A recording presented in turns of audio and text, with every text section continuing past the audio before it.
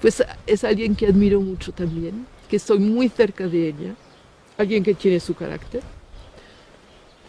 No es siempre fácil de vivir, pero tengo mucha admiración, mucho cariño, desde luego, y es alguien que admiro mucho. Es alguien que ha sabido siempre lo que quería, siempre ha sabido lo que tenía que hacer y lo ha hecho. Siempre, y siempre muy atenta a los otros, pero muy firme.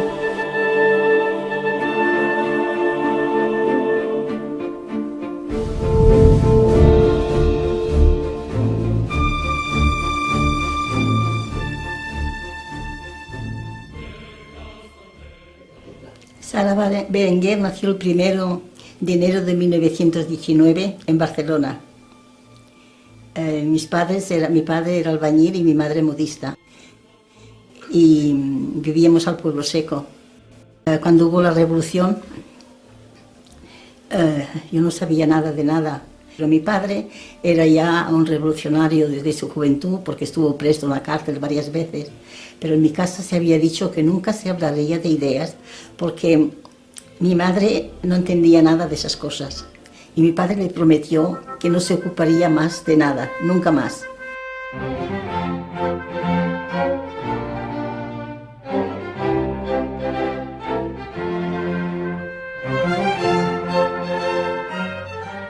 Mi padre, cuando estalló la revolución, aquella noche no vino a dormir a casa, pero mi madre no hizo ningún caso. Y al día siguiente teníamos que ir a la playa. Y mi novio, que era un maestro de escuela, vino a buscarme a casa y fuimos con mi hermana, con mi madre y los 4 hijos que tenía. Yo era la mayor, nos íbamos a la playa. Y cuando pasábamos por la calle, no recuerdo ahora el nombre, alguien que venía en sentido contrario nos dijo: ¡ay, la revolución! De manera que cuando me dijeron que hay la revolución, yo entré, pero luego salí a la calle. Yo quería ver quién eran los revolucionarios. De pronto pasa un coche y se para, y baja un compañero y dice: hay que poner la bandera, porque somos nosotros los que hemos hecho más. La CNT FAI iban a poner una bandera sobre el capó del coche, pero les faltaba algo para atar. Y yo pensé: ya voy a ayudar a la revolución. Entré corriendo, busqué cordeles y les fui a llevarlas, ¿no? Bueno, ya digo, ya había participado en algo.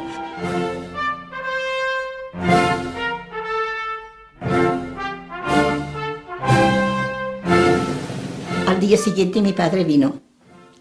Cuando vino montado en un sidecar con 2 compañeros más, con fusil, y cuando entraron a casa nos acribillaron la fachada de tiros.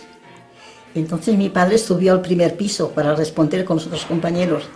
Y yo lo seguí. Y mi madre, la pobre, se desesperaba: bájate, que te matarán, bájate, que te matarán. Yo decía: me matarán, si matan a mi padre, yo le cojo el fusil y continúo. Y al cabo de un rato los disparos pararon y bajaron. Y cuando bajaron, mi padre me dijo: ¿no tienes miedo? Te voy a enseñar a cargar el fusil, a cargar y descargar. Y me enseñó. Y mi madre, la pobre, gritaba: no los escuches, te matarán. Bueno, se marchó, mi padre se marchó. Y al otro día volvió a venir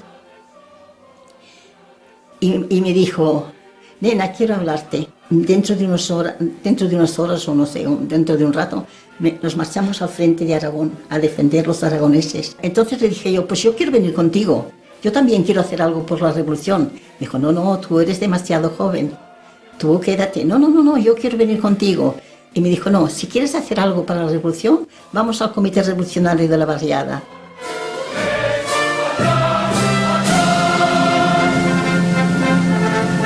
Y allí buscó compañeros que no estaban en otro lugar, los encontró y finalmente les dijo: aquí está mi hija que quiere hacer algo por la revolución. Y yo me marcho al frente. Ahí me dijeron: compañera, ¿tienes miedo? La primera vez que oía decirme compañera, y eso me llenó. ¿Tienes miedo? Digo: no, ¿a qué? Dice: es que tenemos una enfermera que está a punto de dar a luz y necesitamos una enfermera en los federales, que era una asociación nuestra, y nos hace falta la compañera para reemplazarla. Yo digo, bueno, pues sí, pero es que tienes que venir de noche. Pues de noche, no importa. Y a partir de ahí empecé yo a estar en la revolución.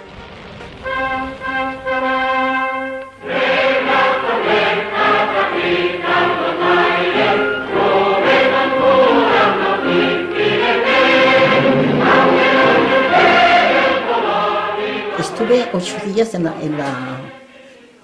enfermera y al cabo de 8 días no vino nadie. Y entonces me fui al comité y le dije, no quiero ser más enfermera porque no haga nada para la revolución. No ha venido nadie, pero compañera, ¿puede venir alguien? No quiero nada. Y me marcho. Pero me dijeron, ¿es que sabes coser? Digo, sí, yo era corsetera. Pues mira, ¿nos puedes ayudar a hacer banderas y gorros y todo eso? Y me puse a hacer banderas y gorros, tenía una máquina eléctrica, era de las primeras.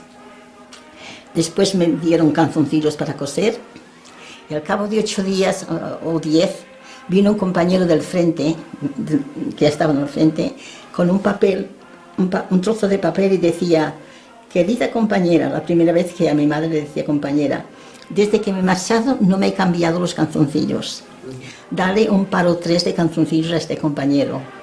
Yo cuando leí aquello, ¿cómo es posible? Yo todos los días estoy haciendo calzoncillos y mi padre no se puede cambiar.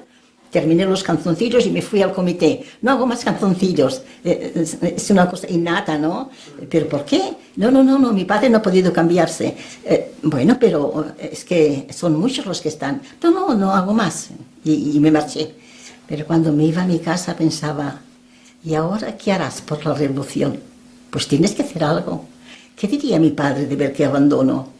Y al día siguiente me levanté temprano y me fui al comité revolucionario y habían requisado un convento y en la puerta había un guardia, en fin, un miliciano. Y me dijo, ¿dónde vas? Y digo, vengo a hacer algo por la revolución. Me dijo, bueno, hay un compañero que se cuida de los trabajos de aquí, se llama Pérez de Cervera, ¿ves a verlo? Salió y me dijo, ¿qué quieres, compañera? Pues mira, quiero ayudar a la revolución. Mi padre está en el frente y yo quiero ayudar, pero no hacer calzoncillos.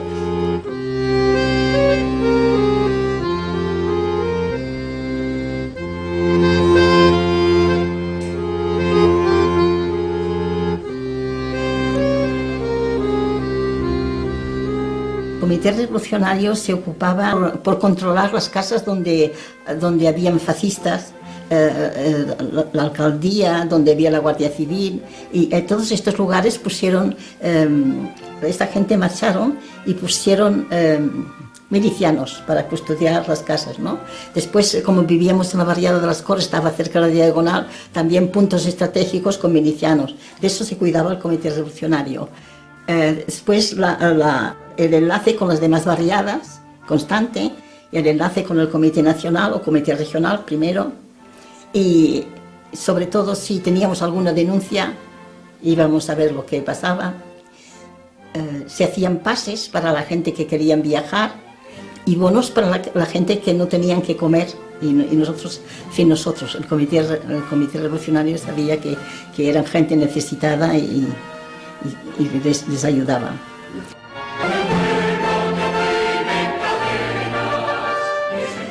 Había un movimiento juvenil que hacían conferencias y en los Ateneos, ¿verdad?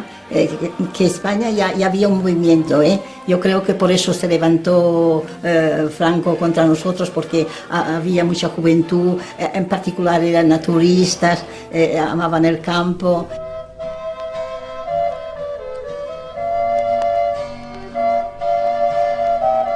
Muchos compañeros no nos comprendían, porque pensaban como yo pensaba el primer día, ¿para qué? Mujeres libres. Pero la cosa es que Lucía Sánchez Saunir y Mercedes Goma Posada y Amparo Poc, que eran las 3 del comité y que empezaron los grupos, fueron a hablarles y les dijeron, tenemos necesidad de que nos ayudéis y vamos a hacer una escuela porque el pueblo necesita enseñanza. Hicieron un instituto donde era Amparo Poch la directora.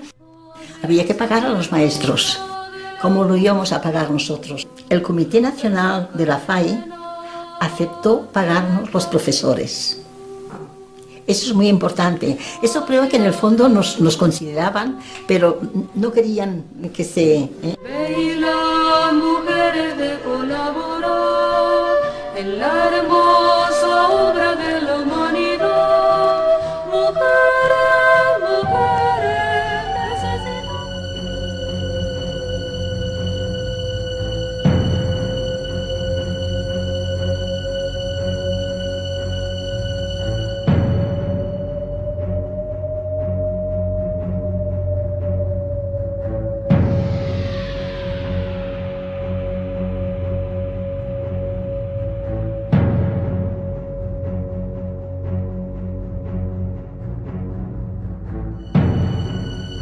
Cuando el Comité Nacional dijo que teníamos que abandonarlo todo, y vino Jacinta Escudero y nos lo dijo, entonces, pues ¿qué vamos a hacer? ¿Qué vamos a hacer? No podemos, abandonamos Cataluña, pero tenemos que seguir luchando. Y como yo había ido muchas veces a hacer visitas a la 26 División y conocía muy bien a Ricardo Sanz, dije, pues a la 26 División, la que quiera venir, que venga. Nos vamos a la 26 División, algo haremos, camilleras, enfermeras, lo que sea. Y si hace falta coger el fusil también. Y salimos de Barcelona a pie. La aviación entraba por un sitio y salía por el otro y luego entraba otra. De manera que era el último día, al día siguiente ya entraron los fascistas. Y cuando llegamos, fuimos a pie hasta Granollers, vi luz en un lugar y lo reconocí y digo, pero aquí es cuando yo vine a hablar para Durruti. Entonces entré y encontré a las compañeras de Mujeres Libres. Y me dijeron, ¿qué pasa? ¿Cómo vais? Bueno, pues nos vamos para la 26 División. Pues nosotras venimos juntas. Pero ¿y cómo vais? Pues a pie. Finalmente encontraron un camión. Subimos en el camión, nos dieron armas, nos dieron medio saco de alubias y nos dieron un jamón y unos botes de leche. Porque de todas las familias, las muchachas, aquellas jóvenes de Granollers que se habían unido a nosotras, entre todas éramos 21. Los abuelos subieron en un autocar pequeñín y recogieron los niños. Y ellos iban adelante y nosotras detrás. Y bueno, y ya cuando ya habíamos avanzado bastante, salieron las tropas republicanas y nos pararon. Y nos quitaron el camión y nos quitaron las armas. Y claro, éramos 21 compañeras y bueno, el único que era hombre era el chofer, ¿no? Y tuvimos que dejar el camión y hacer el camino a pie. Y luego el autobús que se había marchado antes, como ya sabía que íbamos a pie, vino a nuestro encuentro, ya habíamos hecho más de la mitad del camino y fuimos hasta Figueras y dijimos, ¿habéis visto los compañeros? Los compañeros no hay nadie. Todos se van por la carretera, nada más hay que cosas que han tirado, todo está destartalado, ¿no? Bueno, vamos a llegar hasta Figueras y llegamos hasta Figueras. Entonces, ¿y ahora qué hacemos? La 26 División. Allí no había 26 División ni había nada. La 26 División estaba a otro sitio.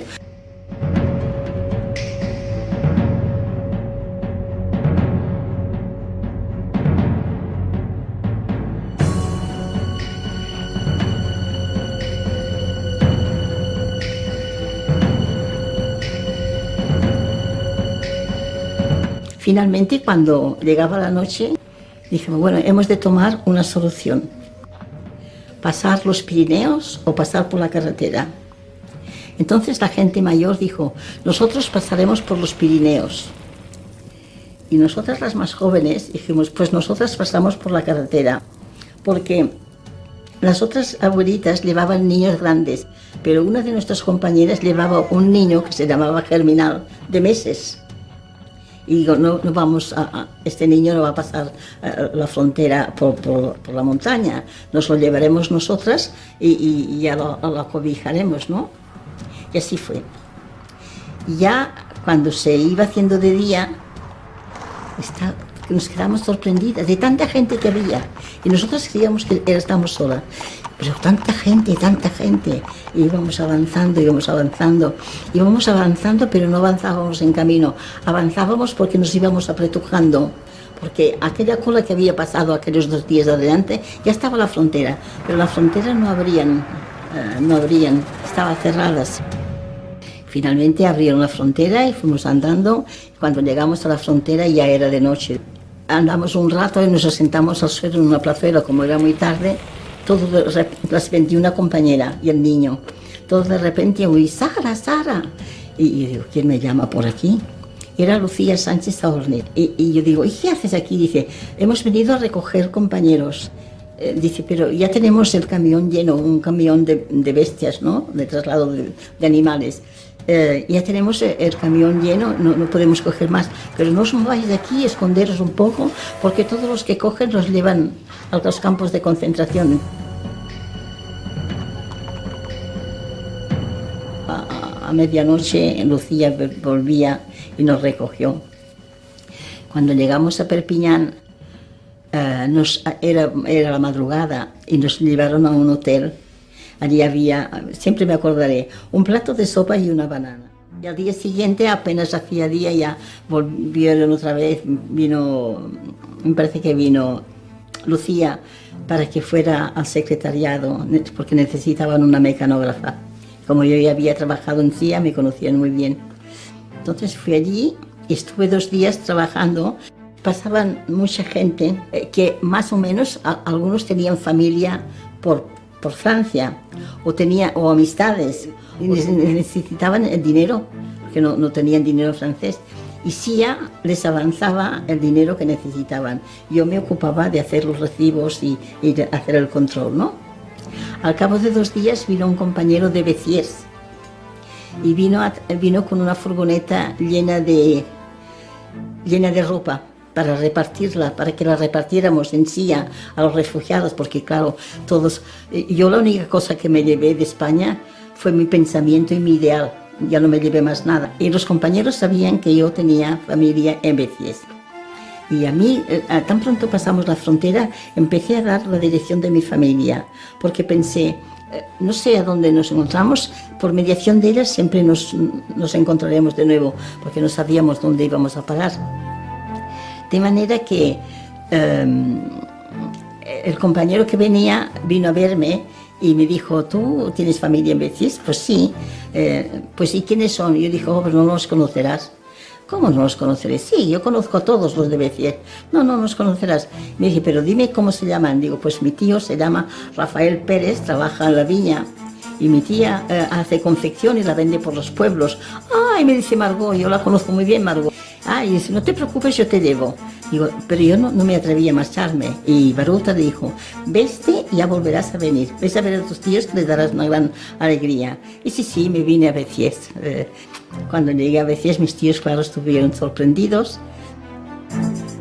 Al cabo de 2 o 3 días, Lucía me telefoneó a correos, porque entonces no había teléfonos en las casas. Y fui y me dice, Sara, ven enseguida, porque la policía aquí hace una razzia, los recoge a todos los que encuentra por la calle y los envía a los campos. Vente enseguida y nos vamos a París. Trasladamos el comité de CIA a París. Entonces le dije, mira, yo puedo quedarme con mis tíos. Sin embargo, aquí hay compañeras que están dentro del refugio que cojan mi sitio y que vayan a París. Porque yo lo que quería es que nos ayudáramos todas. ¿Tú quieres decir? Sí. Yo había dado mi dirección a tantas personas, pues mi nombre iba por los campos de concentración, sobre todo Saint-Tropez, Argelès-sur-Mer y hasta Arte. No comprendía cómo había pasado eso tan deprisa, ¿no? Y uno buscaba a su madre, el otro buscaba a sus hijos, el otro había perdido a la compañera, a ver si los podía. Y yo pues procuraba hacer gestiones. Me fui al centro español y justamente encontré al compañero que había venido a Perpiñán y dije, mira, me pasa esto. Yo escribo a los compañeros de los campos para buscar unir las familias y me convendría que mis tíos no me pueden pagar y pagar la correspondencia y me hace falta de ellos, papel y todo. Me dijeron, aquí tienes papel, lápiz, lo que haga falta, sobres, y cuando tengas la correspondencia tú nos la traes, nosotros cada día la mandaremos. Y así hacemos. E hice un dossier así. En junio del 39 recibí un telegrama de Jesús porque Jesús había quedado al otro lado, estaba en la 28 División, pasó la frontera por los Pirineos y claro, como tenía mi dirección, me mandó un telegrama y lo fui a buscar a Perpiñán. Pero lo tuvimos en casa 8 días, pero mis tíos no tenían el derecho de guardar un clandestino. Lo llevamos a un cuartel que había al fondo, al entrar a Beciés, de este lado, y este cuartel iba recogiendo los compañeros o los refugiados que se escapaban de los campos. Cuando veían uno lo cogían y lo llevaban allí. Y después cuando tenían 3 o 4 los llevaban a Agde, que es donde había el campo de concentración. El gobierno francés sacó los refugiados de los campos de concentración, no todos, pero una gran mayoría, y les hizo hacer las vendimias. Les hizo hacer las vendimias dándole 50 céntimos por día, dormir a la paja y la comida, menos mal, ¿no? Y estuvieron en un pueblo de aquí cercano con un primo mío y vendimiaron. Y cuando terminaron las vendimias, los recogieron a todos y otra vez al campo de concentración. Ya tenían su beneficio, entonces lo llevaron a San Ciprián. De allí de San Ciprián es donde tengo tantas casas, y hasta el mes, a finales de diciembre no salió del campo. Y luego fui a recogerme con ellos. Como había tanta propaganda que México nos aceptaba, la propaganda corría por todos los campos, entonces Jesús pensó marchar a Marsella para poder embarcar.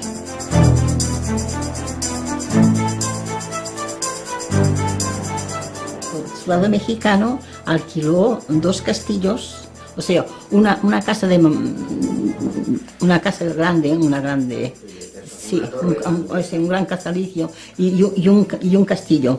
En el castillo aceptaron los hombres y en el otro las mujeres. Pero yo había quedado encinta, y era también un problema. Entonces me vine a Beciés.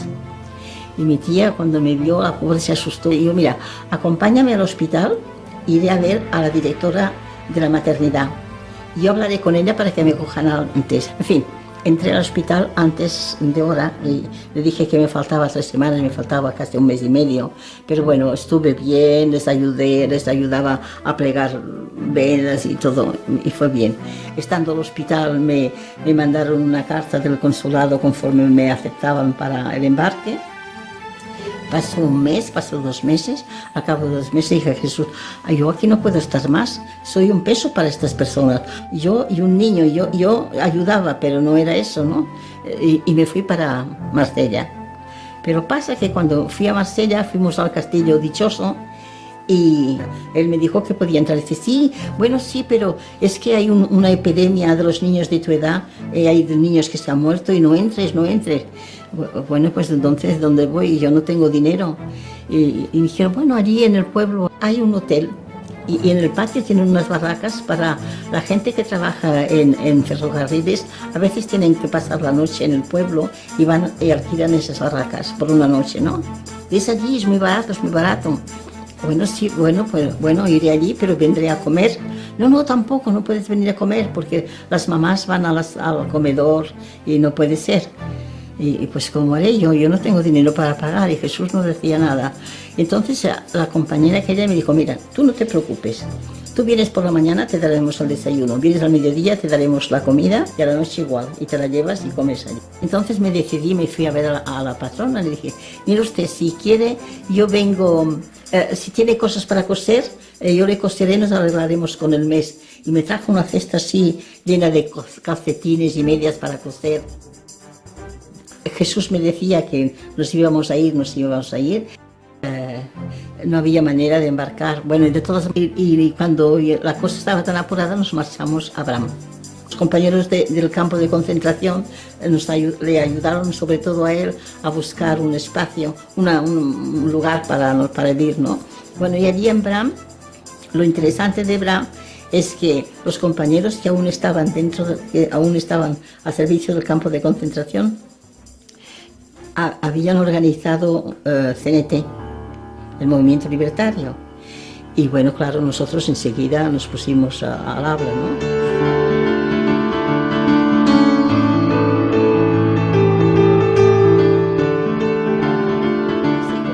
casa de campo que estaba toda derruida, pero allí nos fuimos y organizamos CNC muy bien. Y en casa organizamos el comité departamental. Y bueno, hicimos la reunión, hacíamos las reuniones a casa. La que se desplazaba a Toulouse para ir a ver a los compañeros era siempre yo. Estando allí recibimos el compañero Raúl Carballeira, que fue, más tarde fue asesinado a Montjuïc, porque iba y venía. También estuvo con nosotros Felipe Alaiz. Ya cuando... porque había 3 comités nacionales.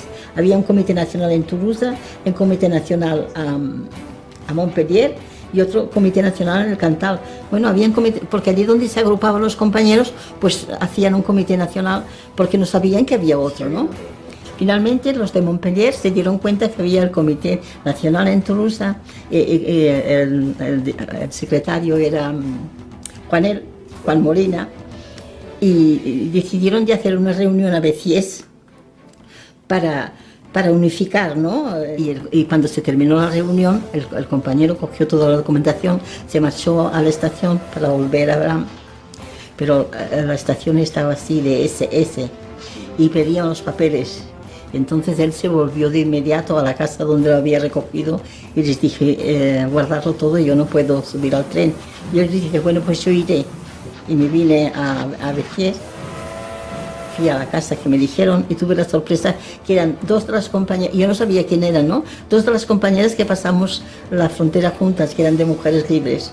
Tenían la documentación dentro de un guante de aseo, tendido junto con otra ropa. Y fueron a buscarlo allí y me lo dieron. Porque claro, tenían también que esconder todo, ¿no? Entonces me metí los papeles en el pecho y lo que era, y las consignas las escribí con taquigrafía y me puse los guantes porque aún hacía frío y lo puse dentro de los guantes. Bueno, cogí mi niño y me volví otra vez a la estación. Subí al tren, el tren estaba así, estaba en el andén y al cabo de un rato pues me desmayé, claro, el viaje, ir y venir y bueno, encinta y un niño en el brazo. Pero no me caí, me desmayé, pero no me caí porque estaba tan lleno. Y cuando abrí los ojos, un soldado alemán me estaba dando café, una taza de hierro, un cubilé, como dicen aquí. No me volví a desmayar, aguanté, ¿no? Por mi niño, y me bebí el café. Y entonces el otro me dio una mandarina, que hacía no sé los años que no había visto yo una mandarina. Bueno, y así llegué a Abraham. Y cuando les conté, los compañeros tenían la carne de gallina, porque si me hubiesen destapado o encontrado, pues campo de concentración alemán, eso seguro. Pude informar a los compañeros, la cosa iba, pero en casa pues siempre teníamos a alguien, siempre venían compañeros de aquí y de allá. Lola y Turbi, su compañero, vinieron también. Bueno, tuvieron muchos compañeros. Félix Carrasquer, sí, Félix Carrasquer no vino a Abraham, pero su tío, Felipe Alaiz, estaba en un pueblecito que le llamaban Le Signan-la-Sèvre. Y de vez en cuando venía y se estaba un día con nosotros. Y luego se volvía. Y Félix fue a ver a su tío. Félix tenía, claro, yo lo conozco, como no veía, tenía las ideas un poco así. Lo que él decía, si me hubiese visto, quizás muchas cosas de las que dijo no las hubiera dicho. Y yo también, respetando su vista, también no me atrevía a discutirle demasiado. Pero en fin, recogí. Allons enfants de la patrie, le jour de gloire est arrivé, contre nous de la tyrannie. Finalmente la guerra se terminó. Ya poco tiempo después, en el 44, la guerra se terminó. El día que entraban los compañeros españoles entraban con los tanques a París, nacía mi hija. Pero nosotros, ¿qué pensábamos cuando ayudábamos? Ayudábamos porque era contra el fascismo. Y salíamos de un fascismo, teníamos que vencer otro, estuviéramos donde estuviéramos. Y por eso teníamos tanta fe en nosotros y tan unidos, ¿no?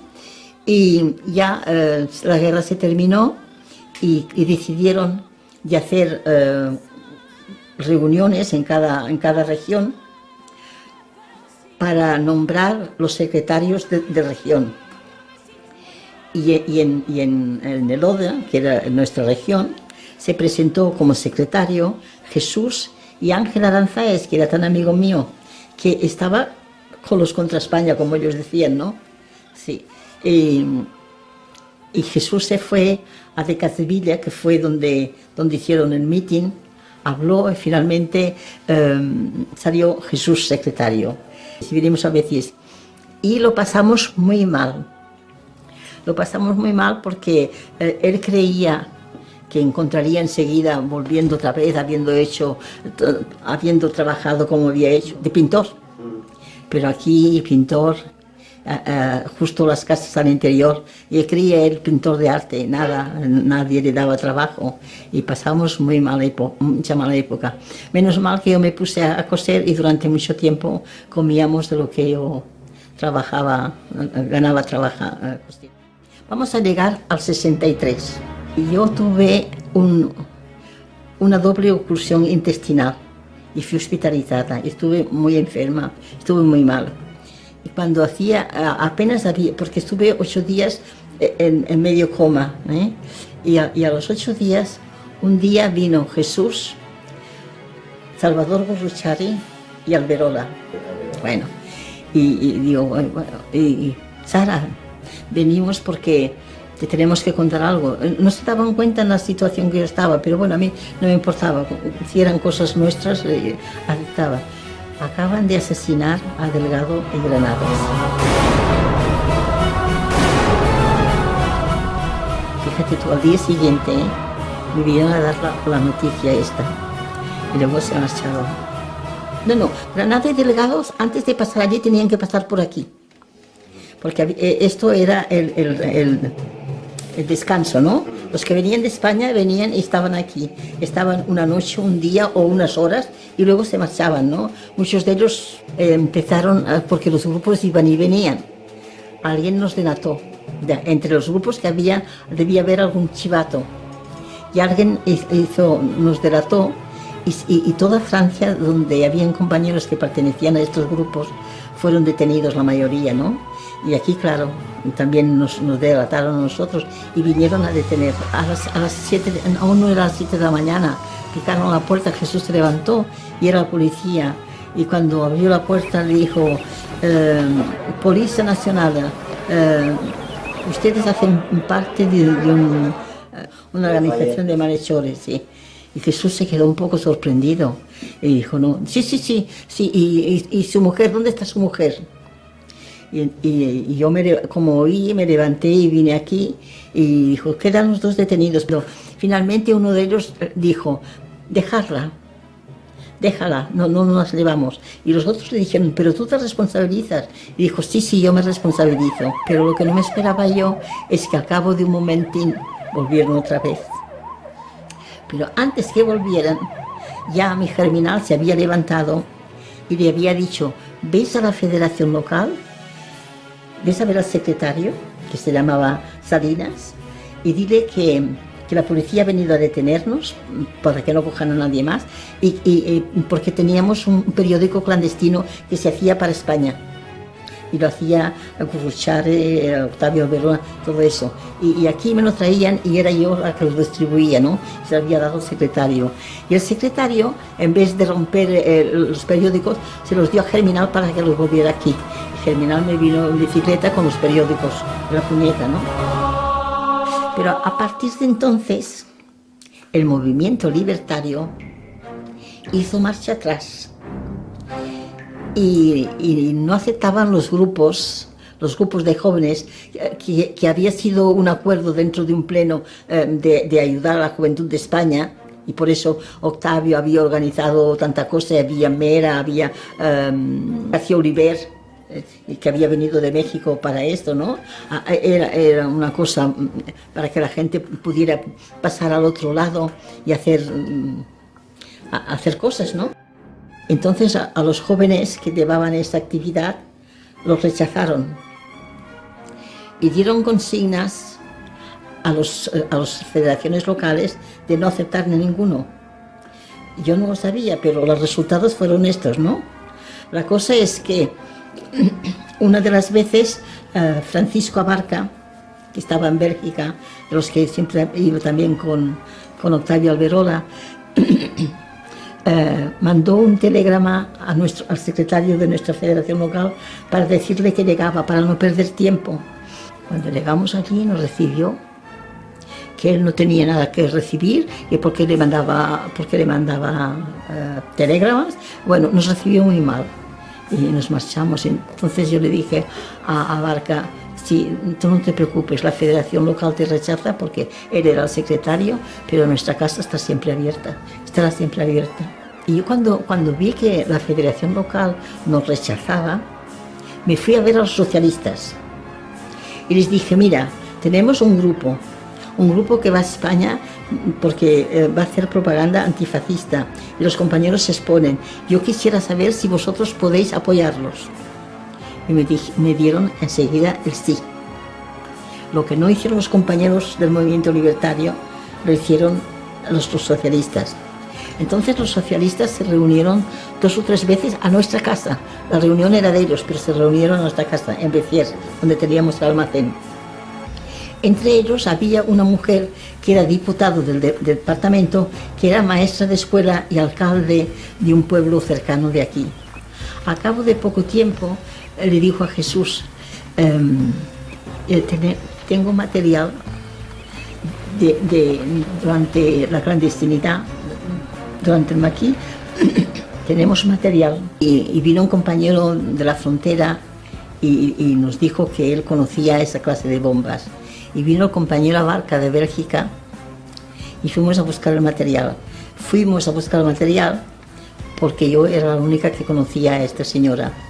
Esta señora, cuando llegamos, nos acompañó a su casa, a la cava, como dicen aquí, y allí habían las bombas, ¿no? Esta mujer siempre le decía a Jesús: si yo os hubiera conocido antes, es con los anarquistas que estaría, que era una mujer de temple decidido, ¿no? Bueno, la cosa es que al cabo de un año las cosas se habían apaciguado y volvimos otra vez a la federación local.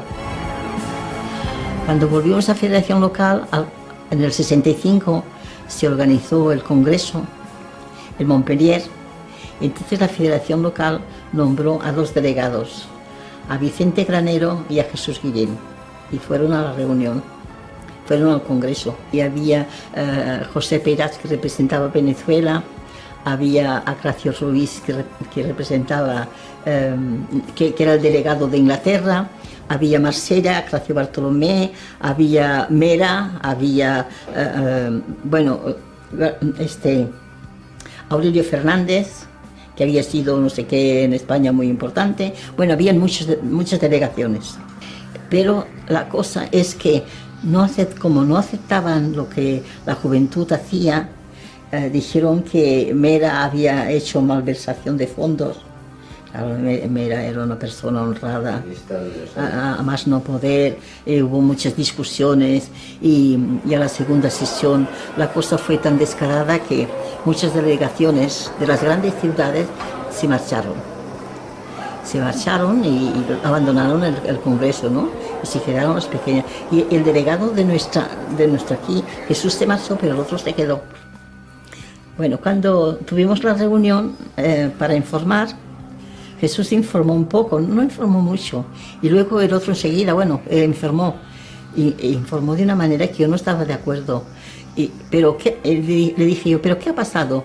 No ha pasado nada, no ha pasado nada. ¿Cómo que no ha pasado nada? Yo estaba haciendo el acta y no tenía por qué hablar, pero a mí me indignaba de que aceptaran una cosa sin saber por qué. Y dije: mira, tantos compañeros se han ido, sé el nombre de todos y sé los afiliados que representan, y sé que han quedado más delegaciones en el Congreso, porque eran pequeñas delegaciones, ¿no? Porque era Federica y el Esglés, habían los pueblecitos pequeños que habían alrededor de Toulouse, habían hecho mandar delegaciones. Si estos delegados se han ido, es porque ha pasado algo. ¿Por qué no nos informáis?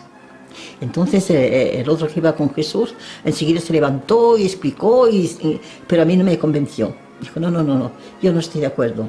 Entonces el secretario que teníamos me dice, entonces ¿tú qué quieres? ¿Que les demos la razón a los que se han ido y que se la quitemos a los que se han quedado? Y yo, no. Yo quiero que se nos informe. ¿Cómo voy a dar la ración a los que se han ido y que no se nos informe? ¿Por qué se han ido? Si se han ido es que ha pasado algo grave, no tenéis que informar. No, pues allí no pasó nada. Y bueno, pues vamos a esperar las actas. Y cuando le pedí la palabra, el secretario, que se llamaba Salinas, se levantó con un papel en la mano y dijo, los compañeros Jesús y Sara son unos proscritos y además pertenecen a una asociación de malhechores. Lo mismo que la policía cuando vino. Cuando vi aquello, después de todo lo que habíamos hecho nosotros por nuestro movimiento, por nuestro sentir, ¿no? Me levanté y digo, basta, no estoy ni entre compañeros ni entre hombres. Y ya me podéis dar de baja y me marché. Todo el mundo sabe ya que tú eres un anarquista, porque eso salta a la vista y no hay nada que aclarar. Lo que pudiste hacer, lo hiciste todo con crecer. No tardaron mucho tiempo, parte de los compañeros que se habían quedado, venirnos a ver y hacer un grupo aparte, el Frente Libertario, sí. De manera que lo que hicimos en Béziers se hizo en muchos lugares. La cosa que tengo que decir, y a todos los que que tropiezan delante, es de nunca abandonar, porque por lo menos yo, no abandoné nunca. Continué luchando, continué haciendo lo que hacía, continué escribiendo, haciendo pequeñas cosas, ¿no? Pero muchos de la Federación Local de Béziers ya no volvieron más, aparte del grupo que vino aquí. De manera que lo que importa, a mí te has dado de baja, sí, pero yo soy la misma. Yo continuaré igual, yo continúo igual. Así tiene que hacer toda la juventud y ante los tropezones que se encuentran, hay que ir siempre hacia adelante.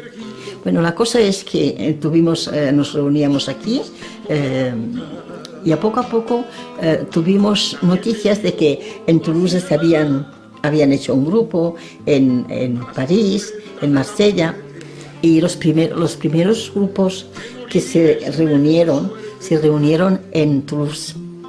Allí fuimos con Jesús 2 veces, ¿no? Había Ramonín, que aquella época aún estaba en Francia. Bueno, había varios compañeros, ¿no? Y allí nos reunimos y tomamos disposiciones y pues hicimos una gran labor, porque al cabo de poco tiempo ya se dijo de hacer el Frente Libertario para informar a España.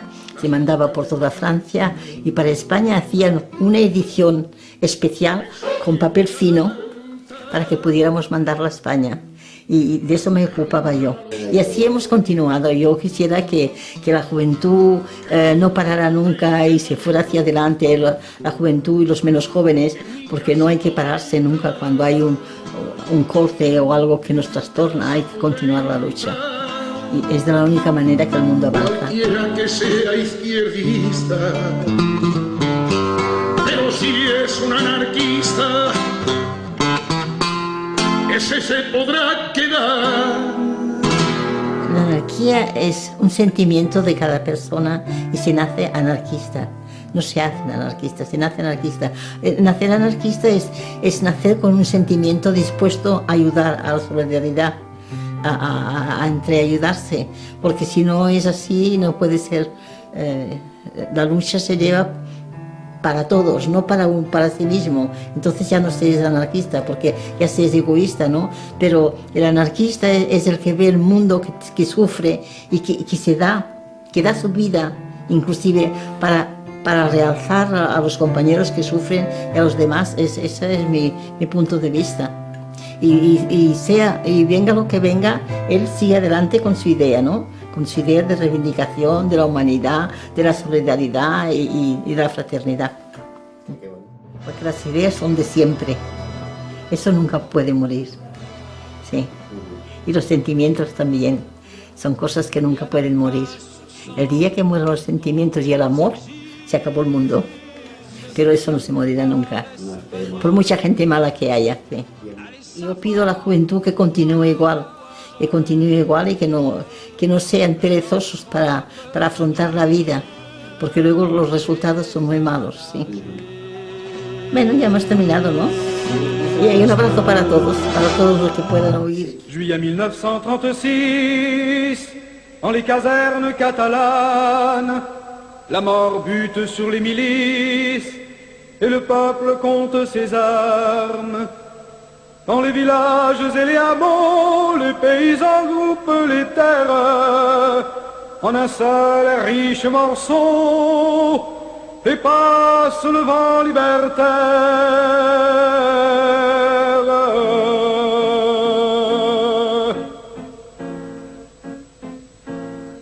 Je pense à vous, vieux compagnons, dont la jeunesse est à la douane, et pardonnez si ma chanson vous refait mal à votre Espagne.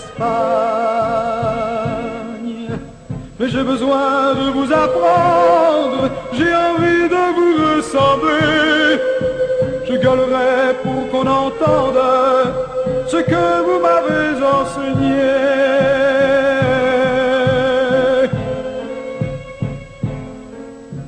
Dame tu mano, compañero, préstame tu corazón, barricadas levantaremos como ayer la Confederación. Dame tu mano, compañero, y préstame tu corazón, barricadas levantaremos como ayer.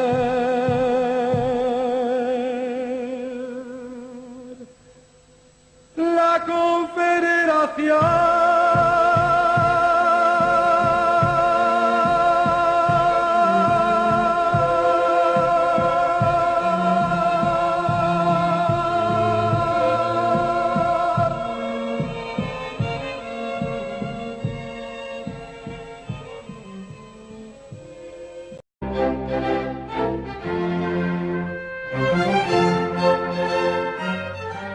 Mi padre, cuando estalló la revolución, aquella noche no vino a dormir a casa, pero mi madre no hizo ningún caso. Y al día siguiente teníamos que ir a la playa. Y mi novio, que era un maestro de escuela, vino a buscarme a casa y fuimos con mi hermana, con mi madre y los 4 hijos que tenía. Yo era la mayor, nos íbamos a la playa. Y cuando pasábamos por la calle, no recuerdo ahora el nombre, alguien que venía en sentido contrario nos dijo: ¡ay, la revolución! De manera que cuando me dijeron que hay la revolución, yo entré, pero luego salí a la calle. Yo quería ver quién eran los revolucionarios. De pronto pasa un coche y se para. Y baja un compañero y dice: hay que poner la bandera, porque somos nosotros los que hemos hecho más. La CNT-FAI iban a poner una bandera sobre el capó del coche, pero les faltaba algo para atar. Yo pensé: ya voy a ayudar a la revolución. Entré corriendo, busqué cordeles y les fui a llevarlas, ¿no? Bueno, ya había participado. Los aires, nubes oscuras nos impiden ver, aunque nos espere el dolor y la muerte, contra el enemigo nos llama el deber. El bien más preciado es la libertad, hay que defenderla con fe y valor. Alza la bandera revolucionaria que lleva al pueblo a la emancipación. Alza la bandera revolucionaria que lleva al pueblo a la emancipación.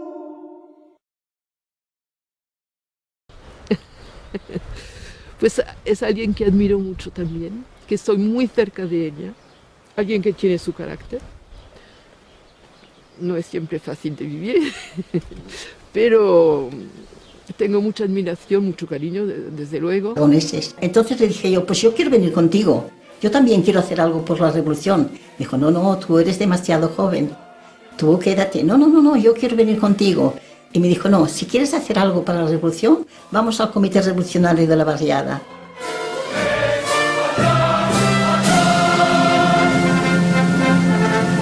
Y allí buscó compañeros que no estaban en otro lugar, los encontró y finalmente les dijo, aquí está mi hija que quiere hacer algo por la revolución. Y yo me marcho al frente. Ahí me dijeron, compañera, ¿tienes miedo? La primera vez que oía decirme compañera, y eso me llenó. ¿Tienes miedo? Digo, no, ¿a qué? Dice, es que tenemos una enfermera que está a punto de dar a luz y necesitamos una enfermera en los federales, que era una asociación nuestra, y nos hace falta la compañera para reemplazarla. Yo digo, bueno, pues sí, pero es que tienes que venir de noche. Pues de noche, no importa.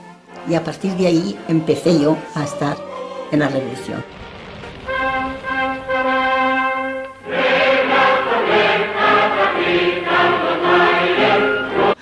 Y es alguien que admiro mucho. Es alguien que ha sabido siempre lo que quería, siempre ha sabido lo que tenía que hacer y lo ha hecho. Siempre. Y siempre muy atenta a los otros. Pero muy firme.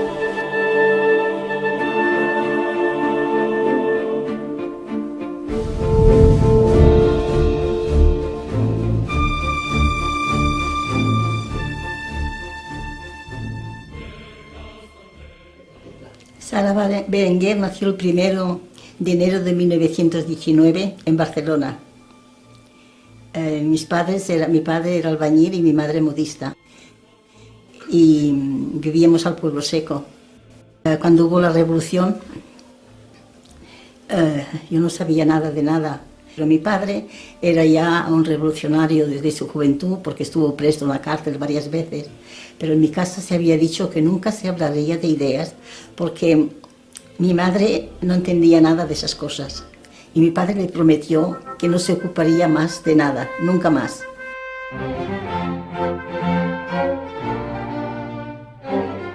En algo.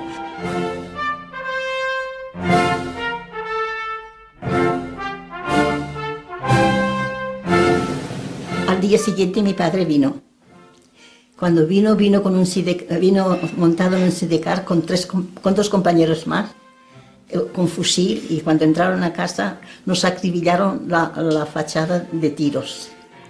Entonces mi padre subió al primer piso para responder con los otros compañeros. Y yo lo seguí. Y mi madre, la pobre, se desesperaba, bájate, que te matarán, bájate, que te matarán. Yo decía, me matarán, si matan a mi padre, yo le cojo el fusil y continúo. Y al cabo de un rato, los disparos pararon y bajaron. Y cuando bajaron, mi padre me dijo, ¿no tienes miedo? Te voy a enseñar a cargar el fusil, a cargar y descargar. Y me enseñó.